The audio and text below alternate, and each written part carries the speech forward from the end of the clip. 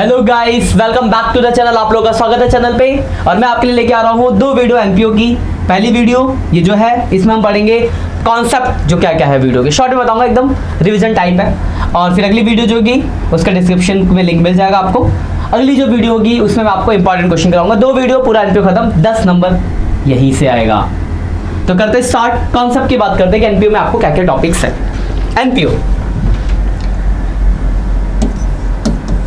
तो देखो, एनपीओ की अगर बात की जाए मोटा मोटा, तो एनपीओ में जो आपको पढ़ना है, रिसीप्ट्स एंड पेमेंट,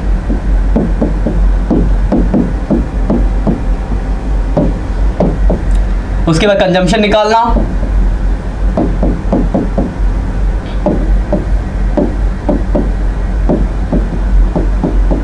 सब्सक्रिप्शन निकालना, फंड बेस्ड अकाउंटिंग और income and expenditure account unbalance जो है, यानी इनकम एंड एक्सपेंडिचर अकाउंट। इतने टॉपिक्स है जो आपको एनपीओ के अंदर पढ़ने हैं। तो एक करके हम सारे पॉइंट्स को, एकदम कॉन्सेप्ट को अच्छे से डिस्कस करेंगे।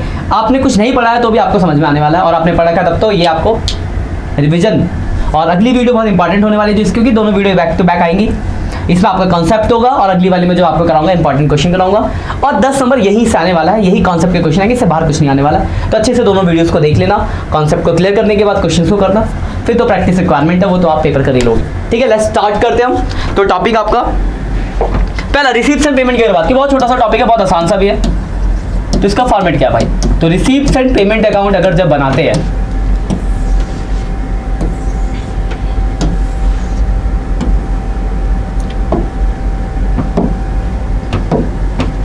ये आपने बना लिया फॉर्मेट रिसीप्ट एंड पेमेंट का। फॉर्मेट होता है, इधर आता है रिसिप्ट, कुछ बातें बताऊंगा तो ध्यान रखना।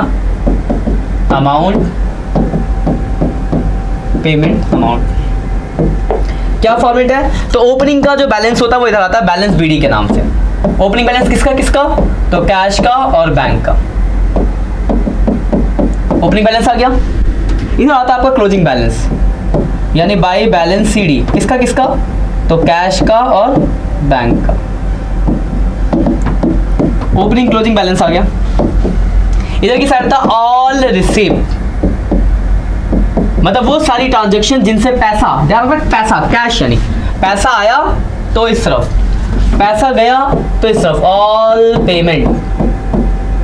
भाई इससे बड़ा लॉजिक इसमें लगाना ही नहीं है। तो वो सारी ट्रांजैक्शन जिनसे पैसा आ रहा होगा, यानी पैसा प्लस हो रहा होगा, वो इधर। वो सारी ट्रांजैक्शन जिससे पैसा बाहर जा रहा होगा, यानी माइनस हो रहा होगा, वो इधर। सीधा सा फॉर्मेट है। ओपनिंग का बैलेंस कैश बैंक का, जितना पैसा आया डेबिट में, जो पैसा गया क्रेडिट में, बैलेंस सीडी। ओपनिंग या क्लोजिंग का बैलेंस मिटूंगा, वो आपको निकालना होगा। सीधा इतना सही है। तो ये बनता है आपके कौन से बेसिस पे बनता है भाई? तो ये बनता है आपका कैश बेसिस ऑफ अकाउंटिंग है। दो तरह की अकाउंटिंग होती है, कैश बेसिस और अक्रूवल बेसिस। तो ये कौन सी बेसिस है? तो ये है कैश बेसिस अकाउंटिंग। इसका एक और नाम है, इसको ही हम बोलते हैं समरी ऑफ कैश बुक। तो समरी ऑफ कैश बुक अगर बोला जाए तो रिसीप्ट एंड पेमेंट अकाउंट ही है। और कौन सी बेसिस बनता है? Cash basis. सीधा सा फॉर्मेट, ओपनिंग बैलेंस, जितना पैसा आया डेबिट, जो गया क्रेडिट, बैलेंस। ये क्वेश्चन हम देखेंगे अगले वाला लेक्चर, जो इंपॉर्टेंट क्वेश्चन कराऊंगा। ये है पहला टॉपिक। मैं कॉन्सेप्ट समझा दे रहा हूँ, फॉर्मेट जो आपके क्वेश्चन में इंप्लीमेंट हो। ठीक है, बाकी अगर आपने कर्न सीरीज देखी है तो उसमें पूरा कॉन्सेप्ट के साथ सुनाएगा, तो कर्न सीरीज भी आप फॉलो कर सकते हैं अगर आपके पास ज़्यादा टाइम है, अभी वीडियोस को देख रहे हो। एग्जाम के एक दिन पहले देख लो तो ये, और दूसरा लेक्चर, 2 लेक्चर बहुत सफिशिएंट है, इसी में आपका कॉन्सेप्ट क्लियर हो जाएगा। लेकिन हाँ, आपके पास टाइम है, 10-15 दिन है, तो आप पहले कर्न सीरीज से पूरा फॉलो कर लो अच्छे से, और चीज़ों को अच्छे से कॉन्सेप्चुअली डीप समझ लो नंबर के लिए। ठीक, तो देखो, तो ये पहला टॉपिक था। दूसरा टॉपिक है कंजम्पशन निकालना। तो देखो कंजम्पशन के लिए क्या है। तो देखो कंजम्पशन यानी कंज्यूम। कंज्यूम का फॉर्मूला होता है opening stock plus purchase minus closing stock. ठीक है, सीधा सा फॉर्मूला कंजम्पशन निकालने का। ठीक है, तो किसी भी चीज का कंजम्पशन हो सकता है, स्टॉक ऑफ स्टेशनरी, स्टॉक जिसका भी होगा, तो सीधा सा उसका जिसका होगा उसका अकाउंट बनाओगे। ठीक है, अकाउंट आपने बनाया, इधर आया ओपनिंग स्टॉक, परचेज, इधर क्लोजिंग स्टॉक, टोटल गया, इनकम एंड एक्सपेंडिचर, कंजम्पशन निकल गया। ठीक है, ध्यान रखें इस बात को। ये जो परचेज है, इसमें 2 तरह के परचेज होते हैं, कैश और क्रेडिट परचेज। तो अगर परचेज दिया तो अच्छी बात है, कभी कभार क्वेश्चन में परचेज नहीं दिया होता है तो देखो आपको क्या चाहिए, 3 चाहिए, ओपनिंग, परचेज, क्लोजिंग। तीनों दिया है तो सीधा फॉर्मेट बनाया, जो भी चीज उसका अकाउंट बनाया, ओपनिंग, परचेज, क्लोजिंग, कंजम्पशन, ये निकल गया, ये आपका कंजम्पशन निकल गया। ठीक, लेकिन सपोज करो आपके पास परचेज नहीं दिया मान लो, तो सेकंड केस, ये पहला केस हो गया। दूसरा केस, तो आप एक तो स्टॉक ऑफ स्टेशनरी का अकाउंट, स्टेशनरी माल, तो स्टॉक ऑफ स्टेशनरी अकाउंट तो बनाओगे, और अगर परचेज नहीं दिया तो साथ में क्रेडिटर का भी अकाउंट बन जाता है, क्रेडिटर फॉर स्टेशनरी अकाउंट। अब देखो फॉर्मेट में लिखना कैसे है, स्टॉक का ओपनिंग बैलेंस इधर, क्लोजिंग बैलेंस इधर, ओपनिंग क्लोजिंग हो गया, इधर आता है परचेज, कैश और क्रेडिट। मान लो परचेज नहीं दिया तो कंजम्पशन नहीं निकल सकता, तो दूसरा अकाउंट क्रेडिटर की इन्फॉर्मेशन दोगे, क्रेडिटर अकाउंट आपको बनाना पड़ेगा। क्रेडिटर लायबिलिटीज था तो ओपनिंग बैलेंस इधर आएगा, बैलेंस बीडी, ठीक है, बैलेंस शीट इधर आ जाएगा। जितना पेमेंट है टू बैंक, जो भी पेमेंट होगा बैंक के नाम से आएगा, फिर जोड़ो घटाओ, जो बच गया ये निकलता है परचेज। कौन सा वाला परचेज निकलता है भाई, तो ये निकलता है क्रेडिट परचेज। कैश ये तो अच्छी बात है, वरना यही परचेज हो जाएगा, जोड़ो घटाओ, इनकम एंड एक्सपेंडिचर कंजम्पशन, ठीक है। तो ये देखो एक single account, opening purchase closing दिया, सीधा अकाउंट बनाया, आंसर आ गया। परचेज नहीं दिया तो क्रेडिटर अकाउंट बना के क्रेडिटर का ओपनिंग क्लोजिंग पेमेंट परचेज निकलेगा, यहाँ भेजेंगे। कब बनेंगे क्रेडिटर अकाउंट, यानी क्वेश्चन में जब परचेज नहीं दिया, परचेज दिया है तो एक सिंगल अकाउंट, मान लो क्वेश्चन में कैश परचेज दिया है तो आपको पता है यहाँ से क्रेडिट निकलता है, तो यहाँ तो टोटल परचेज आना चाहिए, तो अगर कैश परचेज दिया तब भी आपको दूसरा अकाउंट बना के क्रेडिट परचेज निकालना पड़ेगा, फिर यहाँ भेजेंगे, ठीक। इसलिए अगर एडवांस पेमेंट है तो एडवांस एट बिगिनिंग की पेमेंट यहाँ आती है, क्वेश्चन में हो सकता है एडवांस पेमेंट में दियो, और एडवांस एट एंड की पेमेंट यहाँ आती है, तो एडवांस पेमेंट दी तो भी यहाँ लिख देंगे। और अगर कभी मान लो सेल कर दिया तो सेल इस तरफ आता है, क्योंकि सेल से कंजम्पशन कम होता है, लेकिन कौन सा प्राइस, तो ध्यान रखना कॉस्ट प्राइस, जिससे बेचा वो प्राइस नहीं, जिसने का वो गुड्स था उतने से ही कंजम्पशन कम होगा। तो ये कंजम्पशन निकालने के दो फॉर्मेट है, फॉर्मेट आपको याद होना चाहिए, क्वेश्चन कर लेंगे हम इसके, ठीक है। तो सिंगल है पहला वाला, अगर आपको ओपनिंग क्लोजिंग परचेज दिया डायरेक्ट सिंगल अकाउंट बनेगा, opening plus purchase minus closing. Purchase नहीं दिया तो दूसरा अकाउंट बना के परचेज निकालना पड़ेगा, फिर ऊपर भेजेंगे, ठीक है। इतना सा ही है कंजम्पशन का टॉपिक। आगे बढ़ते हैं, तो कंजम्पशन के बाद जो अगला टॉपिक के क्वेश्चन आने वाले हैं वो आपका fund base accounting. Fund base accounting में कुछ बातें ध्यान रखना, फंड बेस अकाउंटिंग क्वेश्चन हम देखेंगे अगले लेक्चर में, ठीक है। तो अभी हम बस पॉइंट्स को डिस्कस कर रहे हैं।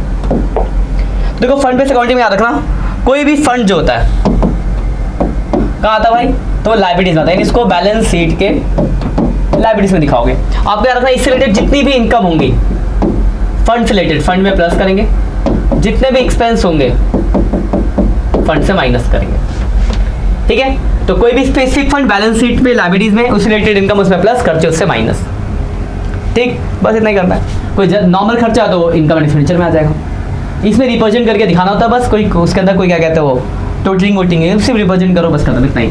जैसे मान लो जैसे लिखा है बिल्डिंग फंड, तो लायबिलिटीज में आ जाएगा, उससे रिलेटेड जो भी इनकम दिखेगी उसमें प्लस, खर्चा दिखेगा उससे माइनस। क्वेश्चन हम देखेंगे अगले वाले लेक्चर में, ठीक है ना।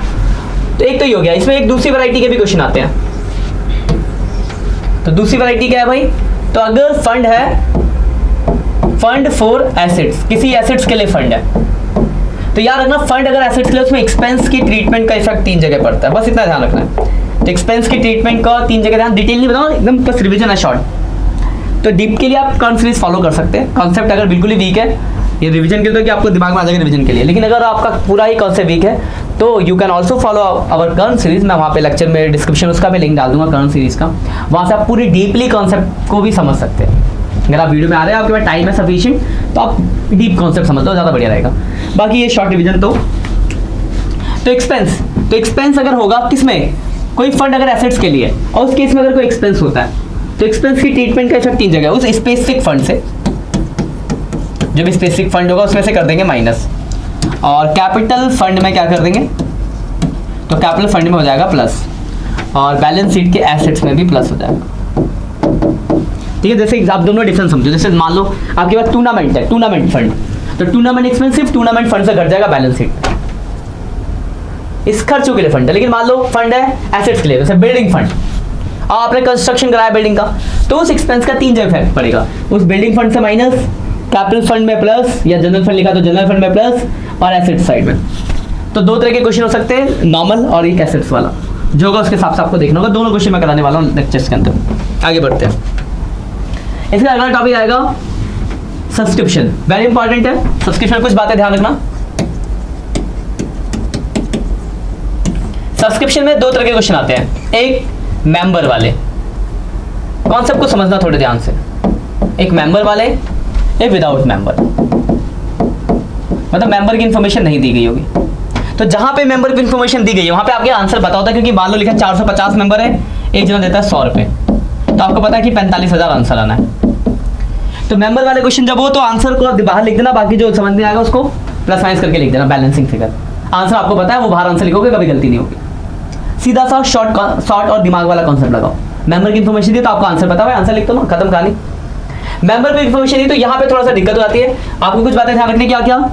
एडवांस एट बिगिनिंग क्या होता है? तो प्लस होता है, और एडवांस एट एंड क्या होता है भाई? एडवांस एट एंड माइनस होता है।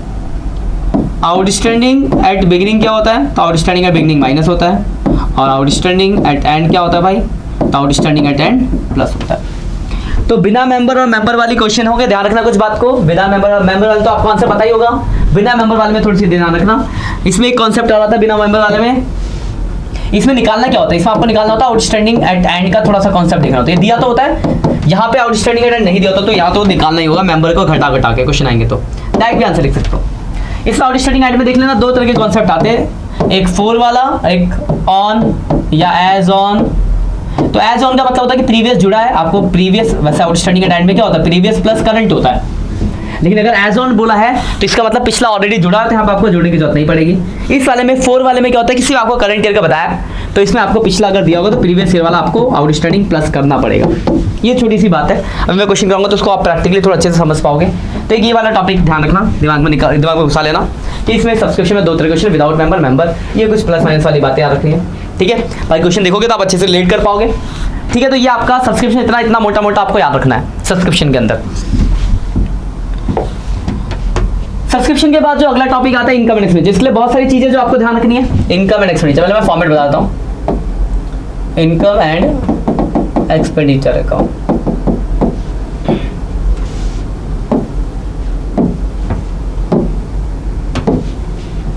तो इनकम एंड एक्सपेंडिचर का जो फॉर्मेट है, इधर आता है आपको एक्सपेंडिचर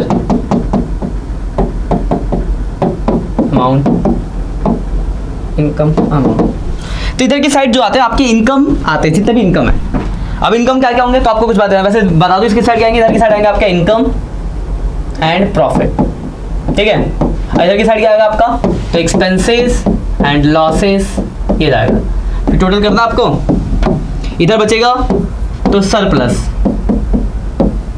और इधर बचेगा तो डेफिसिट। ठीक है, तो इनकम इधर, खर्चे इधर, घटाओ इधर बचा तो सरप्लस, इधर बचा तो डेफिसिट। कौन सी बेसिस से बनता है भाई? तो ये बनता है एक्रूअल बेसिस पे। एक्रूअल बेसिस का मतलब होता है कि आपको कैश से नहीं, मतलब नेट से, मतलब कि इस साल की कितनी इनकम है, इस साल का कितना खर्चा है। आपके पास क्या होगा? तो आपके पास भाई रिसीप्ट्स एंड पेमेंट दिया होगा, और रिसीप्ट्स एंड पेमेंट से बोलेगा इनकम एंड एक्सपेंडिचर बनाओ। तो सबसे पहली बात, रिसीप्ट्स एंड पेमेंट के रिसीप्ट साइड यानी इस साइड आपको दिखता है क्या क्या? Subscription, admission fees, non member fees, member fees, government grant, उसके बाद तो क्या कहते हैं, एडमिशन हो गया, एंट्रेंस फीस। ठीक है, देखो पता क्या है कि एनपीओ जो है ना, खर्चे तो इसके भी सेम है, लेकिन इनकम जो है इनकी थोड़ी अलग होती है। तो इनके इनकम को थोड़ा सा दिमाग में रखना। तो ये सब जो इनकम आपको दिखती है सब इनकम है, तो ये सब अगर आपको दिखेगा तो आप इनकम एंड एक्सपेंडिचर अकाउंट में इनकम साइड, कौन सी साइड होती है इनकम भाई? तो ये क्रेडिट वाली साइड इनकम की साइड होती है, तो इस साइड भेज दोगे सबको। ठीक है, मैं कर देता हूँ। तो जितने भी सब दिखे इनकम होते हैं तो इनकम में आ जाए क्या क्या? तो subscription, admission fees, non member fees, membership fees, government grant, entrance fees, admission fees, उसके बाद लॉकर रेंट, और भी लिखता हूँ लॉकर रेंट हो गया। तो ये सब जो भी इनकम मिलेगी, इनकम के कुछ नए नाम थे मैंने बता दिए, सब आपके लिए इनकम है, क्या इनकम में आ जाएगा। पहली बात ध्यान रखें। दूसरी बात पे आते हैं, अगर आपको रिसीप्ट्स एंड पेमेंट में डोनेशन दिखता है या लेगेसी दिखती है, तो ये दो तरह की होती है, एक जनरल डोनेशन या लेगेसी, एक स्पेसिफिक। अब पता कैसे लगा भाई जनरल है स्पेसिफिक है? तो अगर कोई स्पेशल काम बता रखा तो स्पेसिफिक, जैसे डोनेशन फॉर बिल्डिंग तो स्पेसिफिक, सिंपल लिखा है डोनेशन तो जनरल। तो अगर कोई पर्पस बता रखा है तो वह स्पेसिफिक है, पर्पस नहीं बता रखा तो फिर वह जनरल है। तो अगर कोई स्पेसिफिक है, मतलब जहाँ पे आपको पर्पस बता रखे कि this is for specific this purpose, तो अगर स्पेसिफिक है तो वो चले जाएगी बैलेंस शीट की लायबिलिटीज में, ठीक है। तो चाहे वो डोनेशन हो चाहे लेगेसी है, स्पेशल पर्पज बता रखा है तो बैलेंस शीट की लायबिलिटीज में चला जाएगा। और अगर वो सिंपल है तो वो आपका इनकम एंड एक्सपेंडिचर अकाउंट के इनकम साइड, तो इनकम साइड कौन सी, क्रेडिट साइड, तो इनकम साइड में आ जाएगा, ठीक है। तो अगर जनरल है तो इनकम, स्पेसिफिक है तो बैलेंस शीट की लायबिलिटीज, ठीक है। याद रखना इसको, किसका है, इसके ऊपर। अगला आते हैं, अगर लाइफ मेंबर से फीस मिलती है, डिफेंस बॉन्ड लाइफ मेंबर से फीस किस में आता है, बैलेंस शीट की लायबिलिटीज में, ठीक है। डिफेंस बॉन्ड, डिफेंस बॉन्ड क्या होता है भाई, तो एसेट्स होता है, डिफेंस बॉन्ड होगा तो एसेट्स में आएगा, ठीक है। उसके बाद आपको क्या ध्यान रखना है, अगर कोई भी एसेट्स हम बेच रहे हैं, एसेट्स खरीद बेच या खरीद रहे हैं, सोल्ड या परचेज, तो एसेट खरीदना बेचना आपके लिए इनकम और खर्चा नहीं है। तो कोई भी एसेट्स खरीदेंगे बेचेंगे तो वो इनकम एंड एक्सपेंडिचर में नहीं आएगा, लेकिन खरीदने बेचने पे कोई प्रॉफिट या लॉस हो रहा है तो वो आएगा। तो मतलब कोई प्रॉफिट हुआ, कोई लॉस हुआ, तो क्या क्या, जैसे कोई प्रॉफिट हुआ या कोई लॉस हुआ या फिर डेप्रिसिएशन लगा, तो ये सब आपका इसका इफेक्ट पड़ेगा इनकम एंड एक्सपेंडिचर अकाउंट में। तो इनको आपको इनकम एंड एक्सपेंडिचर में दिखाना पड़ेगा। लेकिन मान लो कि 1 लाख की मशीन थी, 1 लाख में बेच दिया, तो कोई परचेज सेल थोड़ी हुआ है, मतलब कोई प्रॉफिट थोड़ी हुआ है, तो बेचा तो बस वो बैलेंस शीट से कट जाएगा, तो आपको इसका effect income and expenditure account पे नहीं पड़ेगा। तो आपके पास क्या होगा, रिसिप्ट, यहाँ से 5 नंबर का क्वेश्चन आएगा आपके पास, मैं कराऊंगा अभी अगले लेक्चर में जो इंपॉर्टेंट क्वेश्चन है उसमें। तो आपको पास क्या होगा, रिसिप्ट एंड पेमेंट अकाउंट दिया गया होगा और आपसे बोलेगा कि इनकम एंड एक्सपेंडिचर अकाउंट बनाओ। तो आपको रिसिप्ट एंड पेमेंट अकाउंट को देखना है कि उसमें क्या क्या इन्फॉर्मेशन दी गई है और आपके काम की क्या है। तो जितने भी खर्चे और इनकम होंगे उसको आपको भेज देना है, बस उसके बाद टोटल करना है। एक तरफ बचेगा तो सरप्लस है, दूसरी तरफ बचेगा तो डेफिसिट है, सीधा सा क्वेश्चन है। तो इसमें से देखो ये कॉन्सेप्ट थोड़ा सा रिवाइज करने के लिए मैंने कहा कि आपको धुंधली चीज़ें याद आ जाए, ठीक है। बाकी डीप जानना है तो डीप प्ले करंट सीरीज आप फॉलो कर सकते हो, मेरे उसका मैं डिस्क्रिप्शन में लिंक मिल जाएगा, वहाँ से आप पूरी डीप में मैंने एक एक टॉपिक को डीप में समझाया, उसके क्वेश्चंस कराया। तो रिवीजन के लिए ये है क्विक रिवीजन कि आपको सब कुछ पढ़ा था पर आपके दिमाग से अगर उड़ रहा है तो फटाफट देखोगे आपको याद आ जाएगा। लेकिन आपको डीप पूरा कॉन्सेप्ट की बात करने जा रहे हो तो आपको उसको ही फॉलो करना पड़ेगा, अगर आपने बिल्कुल भी नहीं पढ़ा था तो ये तो, नहीं तो ये चीज़ आपके समझ नहीं आने वाली, ठीक है। तो अब बात करते हैं, इतना कर लेना। उसके बाद अब ये नया जो मैं लेक्चर अपलोड करने वाला हूँ उसके बाद जल्दी, इसके बाद शायद कल तक ही हो जाएगा, 1 दिन बाद इसके, उसमें इंपॉर्टेंट क्वेश्चन है, वो बहुत इंपॉर्टेंट लेक्चर है आपके लिए, क्योंकि वहाँ से क्वेश्चन आ सकता है कि आएगा ही आएगा, 10 नंबर वहीं से आएगा। तो उससे मिलते हैं, तब तक के लिए ब्रेक, बाय बाय।